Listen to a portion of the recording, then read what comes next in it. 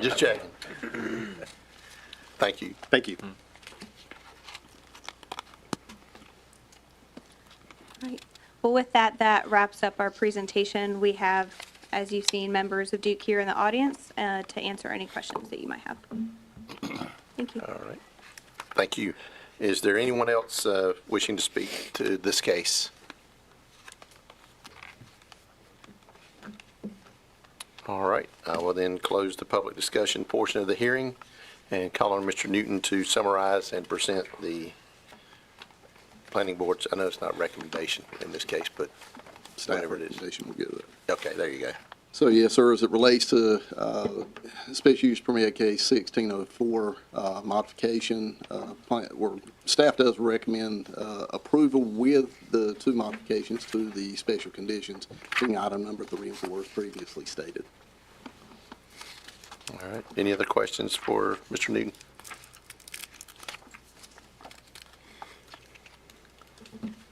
All right.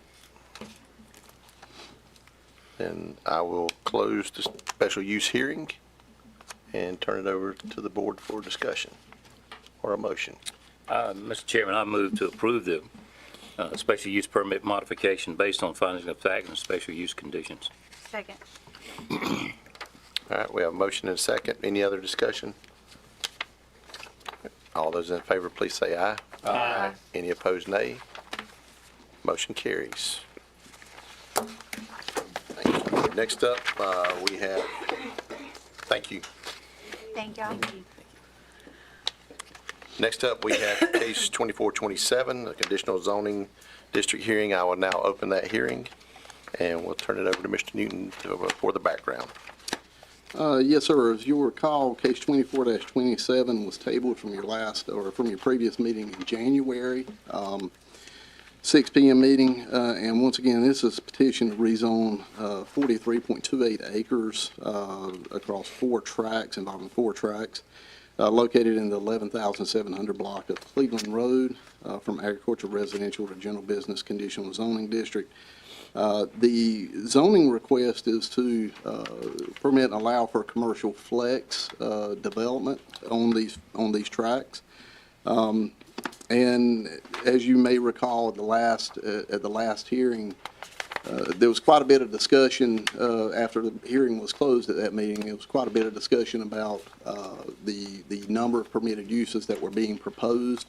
The applicant has since revisited the allowable uses, and you have been provided some information with regard to that effect, showing prohibited uses within that general business conditional zoning district, permitted uses that are associated or unassociated with the particular location on any portion of the tracts, and there are also permitted uses that are actually specifically spelled out for specific tracts, potential tracts there. You will see that on your site plan. You will see each one of those tracts are annotated. There should be another site plan in there. Definitely have it at your seats, I know that for sure. So you will see there's their actual site design. They have laid out multiple parcels within that, and they are labeled they're alphabetically labeled, beginning with A and I think ending in F, if my memory serves me correctly. But what you will see is attached to that is a page 2, and there's the list of permitted uses and prohibited uses, and those permitted uses are actually listed by the tract.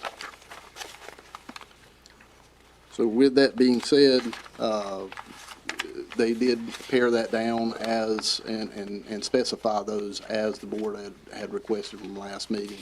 Glad to answer any questions you may have. All right, any questions for Mr. Newton? Got a lot of papers to shuffle here. Yeah.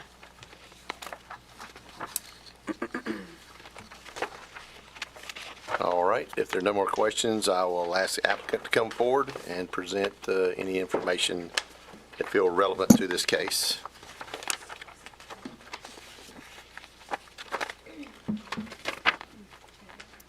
Good evening. Good evening, Patrick Riley. Thank you, Mr. Chairman. Thank you, Commissioners.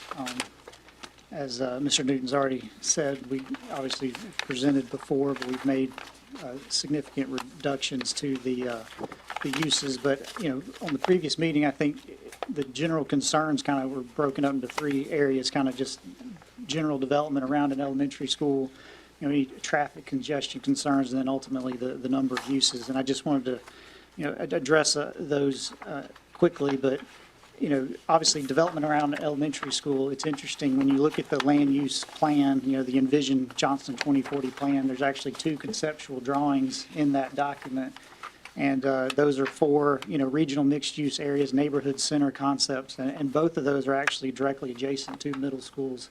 And I think that's just the fact that, some of these schools are located on what are fairly major corridors. They're near major intersections, and so what happens is, development has to come around those schools because it's convenient. The school's convenient to the community, and so are these commercial developments.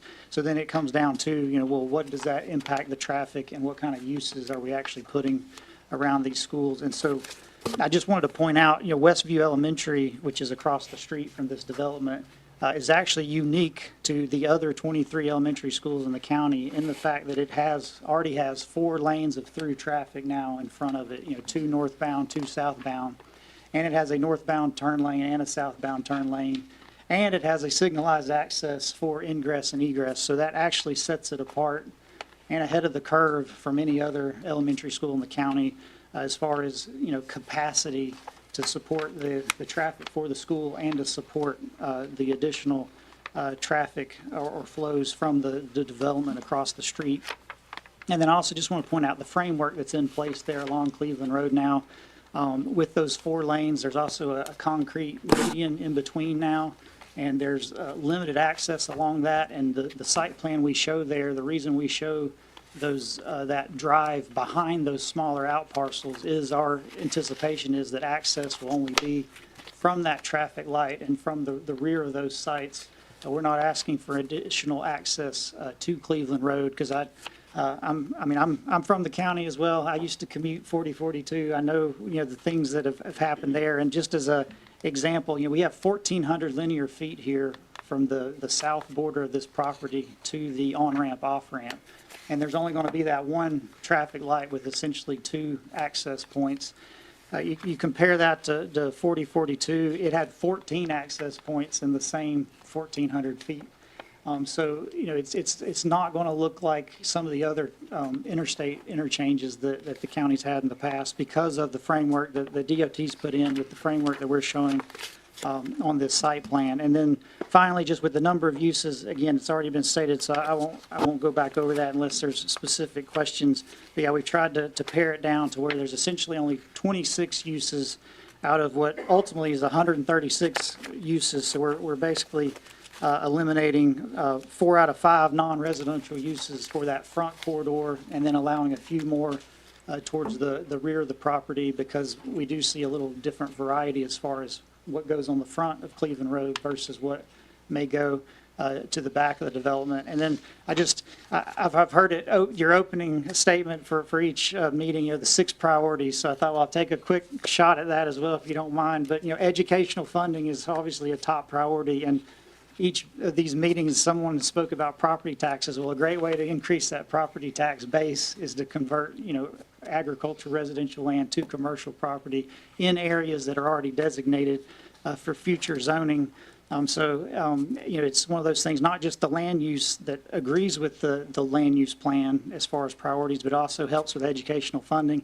And I'll also actually make an argument for public safety. The fact that we're adding the roundabout there for that connector road that's coming from Walmart, that was like about a 1.5 mile stretch was going to just be a kind of a sweeping parkway that ended right there at that interchange.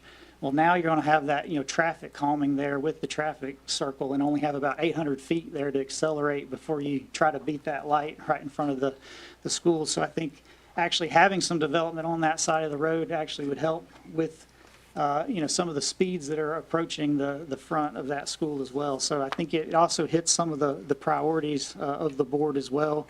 And hopefully we've addressed the concerns that were had as well from the previous meeting.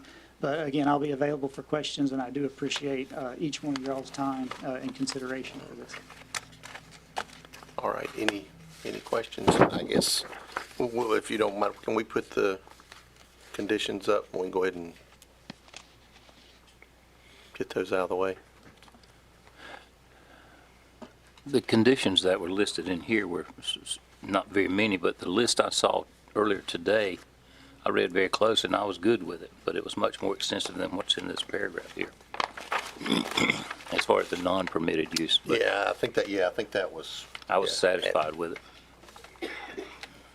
Yeah, and I really appreciate them breaking it down by groupings on the Yes. map. That really helped to, Yeah.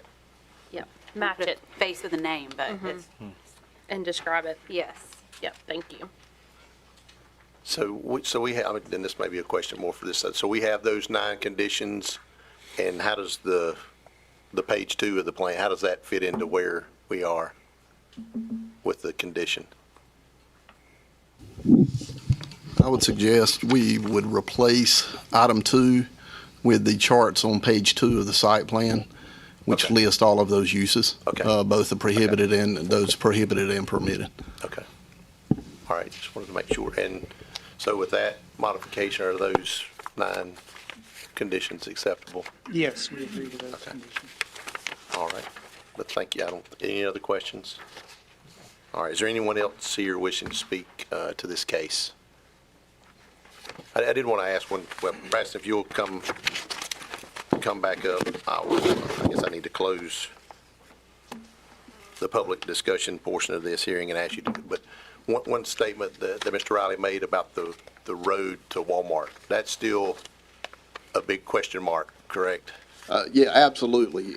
So currently, so I'll say this. If the NCDOT Board of, or Board of Transportation approved the transportation program or programming for 2006 or 2026 to 2035 last Friday, they were supposed to take that up at that meeting. If they approve that, that Cleveland, what we call the Cleveland Road Connector, is still in the STIP. It is not necessarily a funded project, but it is in the STIP, which means it still has consideration for funding. If that occurs in whatever form, could be 4-lane, 2-lane, they are designing it as a 4-lane with integrated mobility, meaning some type of multi-use path adjacent to it or within the right-of-way or sidewalks, what have you, maybe both. If that comes to fruition, this design actually accommodates a connection to that proposed road. Initially, prior to this, the proposal for this development, that was to join the Walmart development there across from Sunland Parkway at NC 42, and it would meander across properties through that area and tie back into Cleveland Road there at Marvin Farm Road. Okay. So it's still there. It's not a guarantee. Nothing in the STIP is Okay. guaranteed until it's funded. All right, thank you for that clarification. Well, if you would, go ahead and summarize and present the planning board's recommendation for us, please. Yes, sir. I believe it's stated at the last meeting, planning board does recommend approval, and based on the information that has been provided from the applicant with regard to the modified or amended permitted and prohibited uses, staff also recommends approval with those. All right, thank you. Any questions for Mr. Newton? All right, and as we discussed, the applicant has already agreed to the conditions as modified with the new tables. So I don't think you have to answer that one again.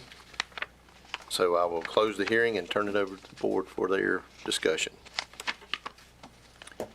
Mr. Chairman, in that discussion about prohibited uses, it had some distinctions between the front lots and the back lots, and I was good with it. There was a slight variation, but I was good with all that as well.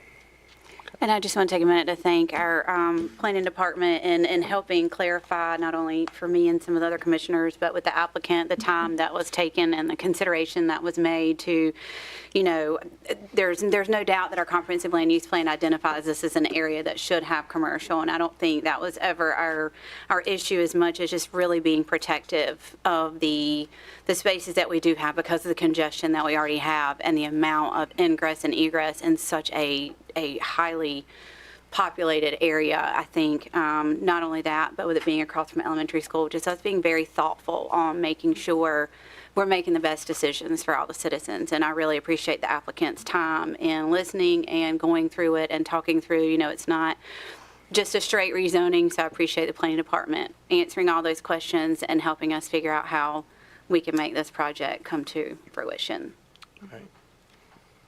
And I will add that this, the beauty of conditional zoning, it allows that ability to, I'm going to say, negotiate conditions rather than, unlike the special use just before this where we are addressing 4 findings of fact and thumbs up, thumbs down if it meets that. So this is a much better process, I think, to get the product that this board wants for the county. So, Mr. Chairman, toward that end, I move to adopt the statement of consistency resolution as presented in the agenda packet and approve the rezoning request with the conditions that we have discussed here today.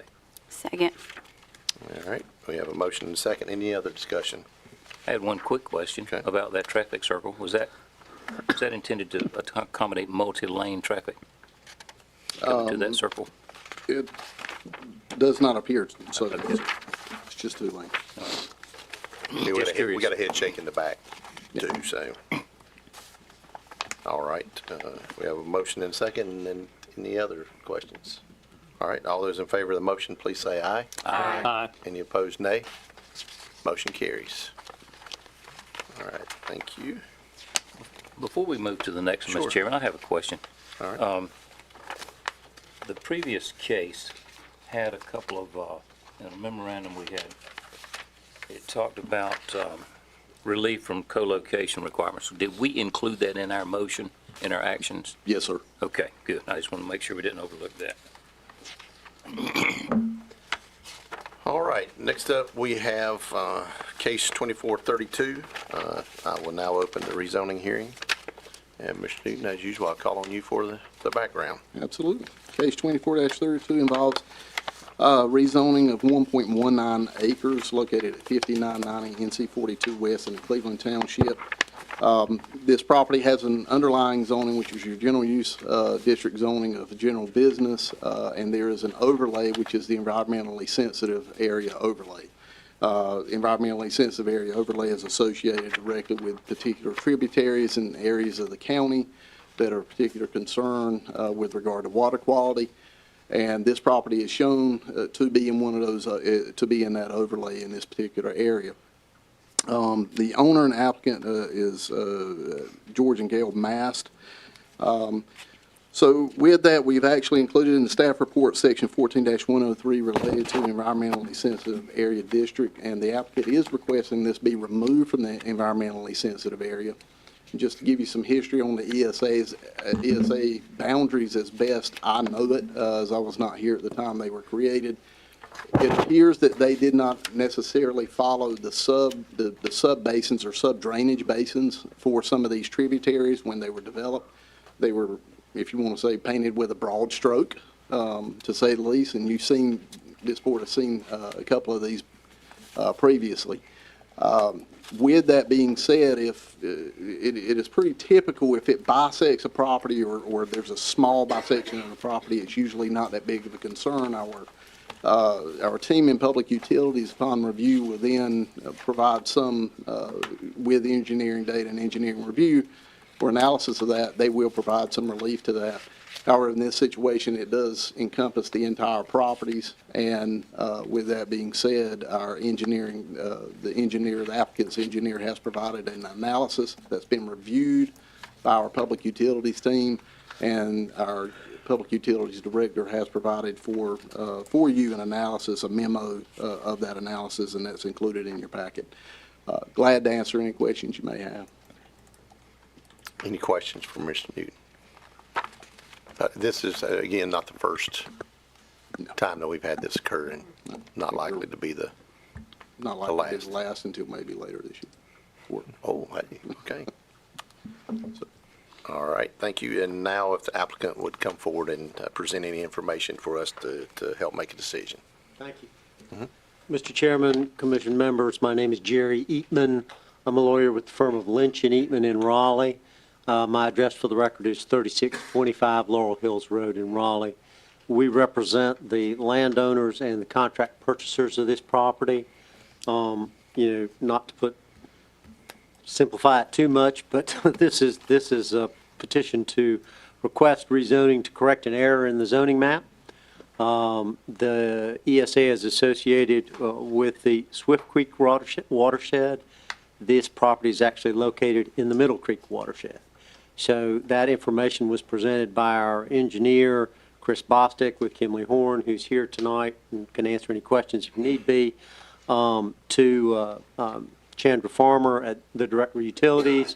She analyzed it. You should have in your packet a letter from her indicating that based on the maps that the county uses to determine where the ESA is, this property is actually not currently within the ESA, and the petition should be granted to correct the error in the zoning map. If you have any additional questions about that, we'd be happy to All right, address. any questions for Mr. Eatman? All right, Thank you all so much. thank you. Thank you. Anyone else wishing to speak? If not, I will close the public discussion and call on Mr. Newton to summarize the planning board's recommendations. Yes, sir. As it relates case 24-32 and the rezoning, planning board does recommend approval and offers for your consideration a statement of consistency. All right, any questions for Mr. Newton? All right, I will close the hearing and turn it over to the board for discussion. The only action here we're talking about is removing that from the ESA, is that right? I believe that's correct. Because it's not physically in the ESA. Correct. Minor point, but yes. Sometimes facts do get Yeah, in the way, yes. don't they? Yes. All right. Anyone wishing to make a motion? Mr. Chairman, I move to adopt the statement of a consistency resolution as presented in the agenda packet and approve the rezoning request. Second. All right, we have a motion and a second. Any other discussion? All those in favor of the motion, please say aye. Aye. Any opposed, nay? Motion carries. All right, thank you. All right, case 2433, Cattail Lake has been continued until our March 3rd meeting, 6 p.m. We will move on to case 2434. I will now open the conditional zoning district hearing and call on Mr. Newton to present the background on this. Yes, sir. Case 2434 is a petition to rezone 3.22 acres located at 7994 Harbor House Road in the Meta Township from general business special use district, which is a legacy district, and agriculture residential to general business conditional zoning. Owner and applicant is ELA LLC and Timothy Eldridge, who's the proprietor. Conditional zoning request involves the use, specific uses of the property for contractors' office, storage, office space, equipment repair, and farming and agricultural uses. Currently, you will see on the screen, there is a parcel there, and you can see multiple buildings and what appears to be some gravel parking area internal. That is currently in use as a contractor's office and storage site with when this was originally rezoned as a special use district some years ago, the zoning parcel was of a particular area and size. The owner has intentions to expand his operation slightly, and that caused a portion of that site to be encompassed, where they were bringing in a portion of adjacent property which was not appropriately zoned.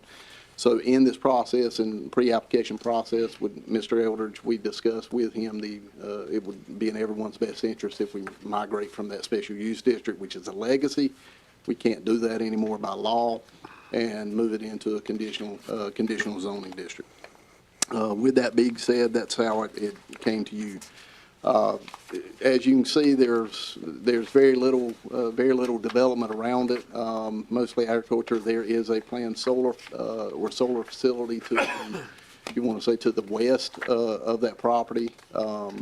Immediately to the west, everything else around it is agriculture and residential, primarily agricultural there. Glad to answer any questions you may have, and you will see in your staff report the list of conditions. All right. Any questions for Mr. Newton? Looks All right. pretty cut and dry, just an expansion of their current business It is. and clarifying. Okay. All right. I will ask the applicant to come forward and present any information to help us in making a decision on this. If you would, state your name and address for the record. Timothy Eldridge, 7892 Harper House Road, Newton Grove. Braston pretty much summed it up. We just need to add to the office and need to get the zoning correctly to add to the office. That's All right. pretty much it. We like the simplicity. So Yeah. those 7 conditions up there, they're all agreeable Yes. to you? Mm-hmm. All right. Good. Good enough. Any other questions? Just curious, do you also live at the property? Yes. Okay. Okay. All right. No other questions. So thank you, Mr. Elridge. Doesn't look like there's anyone else here to speak on this issue. So I will close the public discussion portion, and Mr. Newton, for the final time, ask you to come up and Absolutely. present the. So as it relates to case 24-34, staff, plan board does recommend approval and offers a statement of consistency for your consideration. All right. Any questions for Mr. Newton? Chairman, I make a motion to adopt, I gotta wait till you close it. The applicant has agreed to the 7 conditions. I will close the hearing, and you roll on. I make a motion to adopt the statement of consistency resolution as presented in the agenda packet and approve the rezoning request with the conditions as discussed. Second. All right, we have a motion and a second. Any other discussion? All right, all those in favor of the motion, please say aye. Aye. Any opposed, nay? Motion carries. I have a question. The Yes, 2 lots over there, it's in the name of Williams Solar LLC.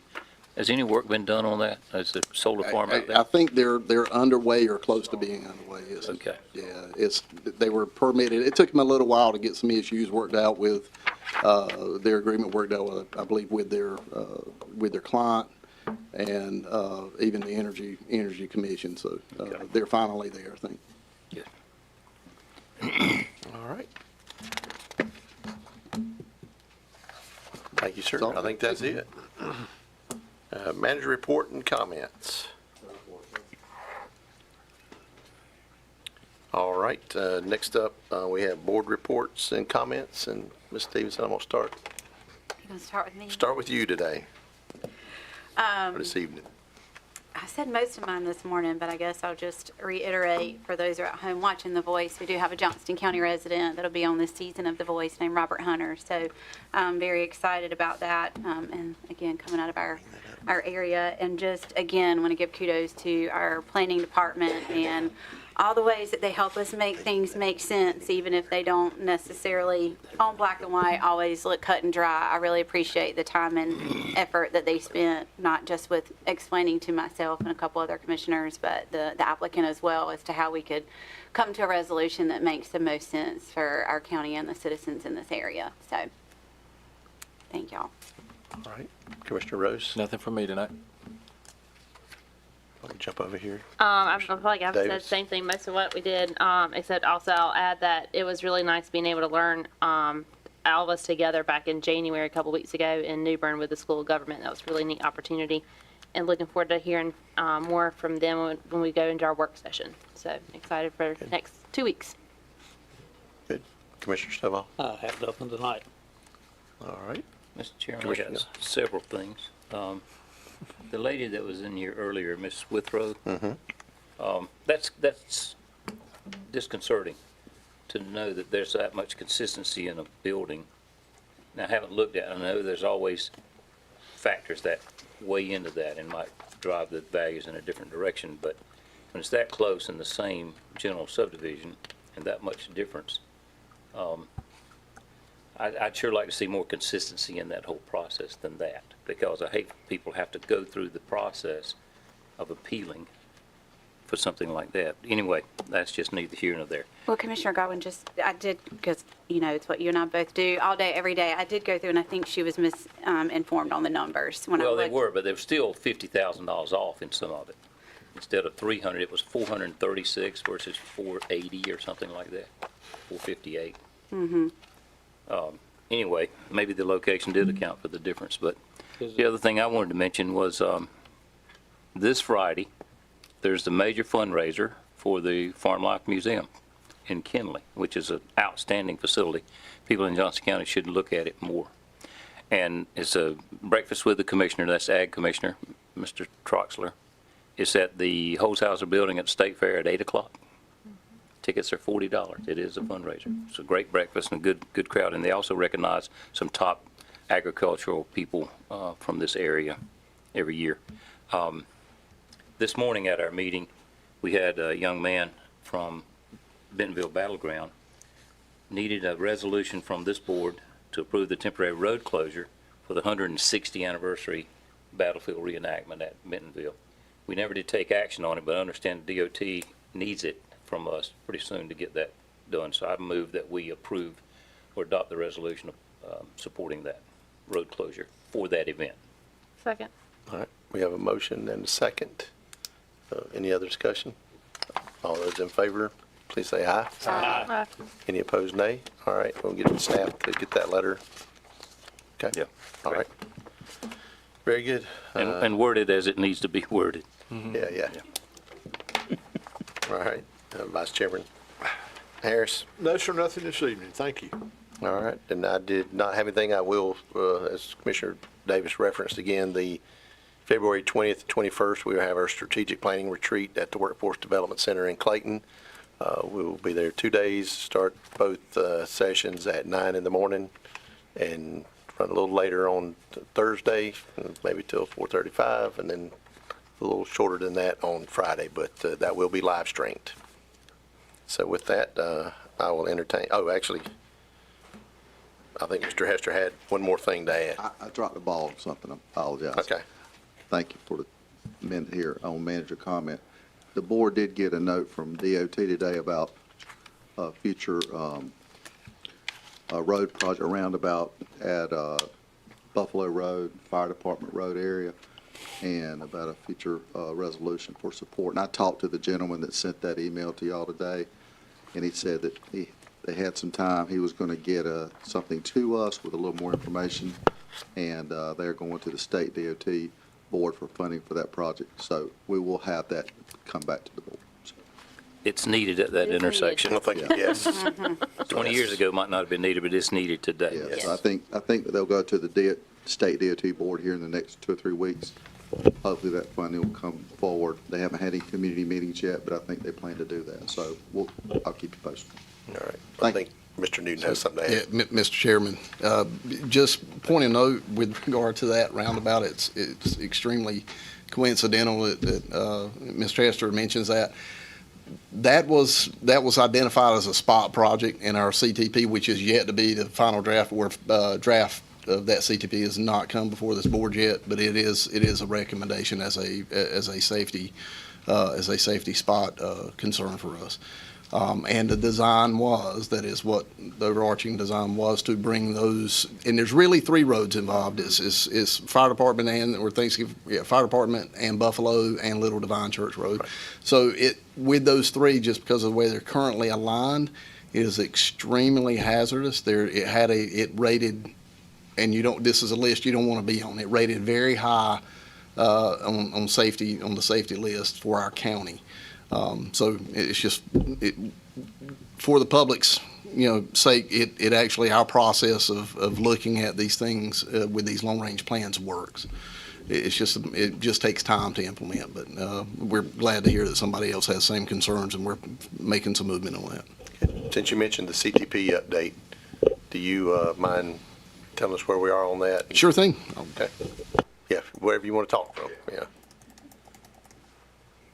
So, yes, sir, we had recently, as of last week, we had I believe, our fourth and maybe final stakeholders meeting. We may have one more at a stakeholders meeting. We will have a public meeting coming up soon to really present to the public the draft recommendations in their current form. And as soon as that is complete, that should be in the next 2 to 3 weeks. As soon as that is complete, we will finish refining the draft for this body to see. So we'll bring that before you. Our plan would hope to have that to you in March, 1st of March, and we will hopefully be asking for an adoption in April. So it should have us exactly where we'll be. We're about 2 months behind. Some of that was due to some data and some projects that were in limbo with regard to our transportation, the state's transportation plan. But I think we have a good plan. I think we have some solid recommendations. We have some improvements planned that should benefit not only mobility in the region, but specifically mobility here in the county, getting folks in this county from point A to point B. But we take everything, we look at everything in a more comprehensive manner, but it is more focused on getting people around the county more so than more regional. CAMPO, which is our metropolitan planning organization that looks at the western half of the county, give or take, they do an extremely good job with with planning for regional projects, as well as our regional rural planning organization, which is Upper Coastal Plain. They do an extremely good job at planning those regional projects in the eastern half of the county. So we feel really good about the plan, and hopefully we'll have something to you very shortly. All right. Before you step away, UDO, you might as well hit us with some Absolutely. updates on I'm that glad too. to. You got me keeping What it. we got you here. And Yes, our Unified Development Ordinance, we did have our first stakeholders meeting last week. I thought it was well attended. There was we've had some very thoughtful questions asked at that meeting about regulatory standards here in the county and what that might look like and where we're going forward from here. We've had some additional inquiries and comments, feedback from that meeting through email, and our residents and citizens are extremely astute and very thought-provoking. So they came at us with quite a bit, and we're happy to hear it. So as we move forward from this, we have several sections right now that are in draft form. These are they're not the big ticket items, but they need to be done. We'll get the low-hanging fruit out of the way, so we hopefully will have the final draft of those sections done later this week and the first of next week, and we'll get those posted on our website, and they'll be for public view to get feedback on those as well. Coming out of that, we're working on other sections, a little bit more of the heavy lifting, being subdivision, general development requirements, specific development requirements for specific uses. And as we get those will be coming and be made a little more public as well as we'll be bringing those to the planning board and board of commissioners as well for their review. So we're about where we anticipated in this process, having started when we did, and we do anticipate having a full draft, hopefully before the board by the end of summer, and barring no major issues with that draft, we would be looking to have that adopted hopefully by the end of the year. Mr. Chairman, yes, sir. could I offer a comment on that meeting? Sure. I attended the meeting. Yes, sir. And I support what you're doing, but to be honest with you, I was a bit confused about what the purpose of the meeting was, and I think some of the people who came to comment likewise had some questions. Because the focus of the meeting appeared to be more in terms of describing how the new ordinances are going to be organized and what the users of it, how they could flow through it, as opposed to any actual change of ordinances themselves that apply to the physical product on the ground. And I had some people call me up and ask, should I go to this? what's going to be discussed. And I said, but quite frankly, I didn't know, because I was unaware until the last minute the meeting was taking place, and did not know that there was a specific focus of it. So we may have not had the right people there that needed to be there. But some citizens came, they offered their input, but they basically understood that what they were concerned about will take place later in the process. So I think it's very important that we're clear if we're going to have these type of stakeholders meetings or public meetings, that there's a clear understanding of what the subject matter is going to be for that particular meeting. And that, because I know a lot of people came to the, when we were doing the plan itself, came to those meetings. And I would hate to see our citizens get burned out on coming to public meetings. They don't feel like they're talking about the things that are important to them, or at some later date. They need to understand what's going to be discussed so that they come focused, prepared to discuss those particular issues. Yes, sir. So just an observation. Maybe I didn't inform myself well enough, but. No, absolutely. We'll be glad to make have a every question adjustment for we need to make sure it's clear. All right. But, yeah, going forward, I think what you'll see is more meat. This was the introduction, and that's kind of what the intention was, is to introduce and start with some high-level feedback. But what you'll see from this point forward with the stakeholder meetings and any other public presentation will be more involved. It'll be at a more micro level. Okay. All right. Thank you. I've been hearing some feedback about our stormwater control rules. Is that something states mandated, or is that something that we control? So there are a tremendous amount of state mandates that are changing with regard to stormwater management. And I would defer a lot of that to our public utilities team. Right. But there are some state mandated changes that are having to occur, and we're adjusting to those. In addition to that, as you may or may not know, our stormwater primarily is managed through limit of impervious surface, which creating surface flow, pollutant movement, things of that nature, downstream impacts.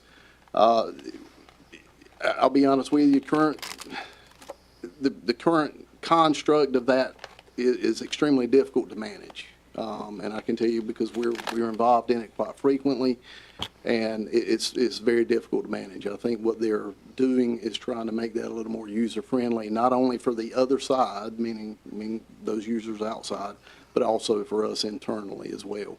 And this is something they've discussed with the state quite extensively over the last couple of years. I think there's a lot of concern about existing lots that have already been configured years ago, and now they're having difficulty building the product on it that they want. I will take that back to that team, but I think they've taken that into consideration, and you may see some details already in there, but I'll certainly take that back to that team. Okay. Okay. Mr. Chairman, I have one other question about the meeting tonight. Yes. I made the motion to approve on case 1604. I don't believe I included in my motion modification. I have the wording here, but I didn't see it earlier, and I don't know if we need to add that to the minutes, whoever seconded that motion. Approve the special use permit modification. You did. Okay, Yes, sir. good.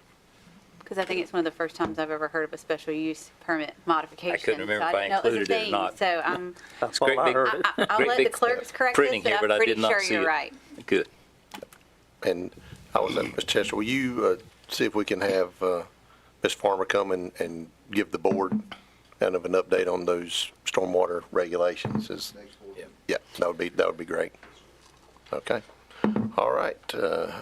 Unless anybody else has any. Move with adjourn.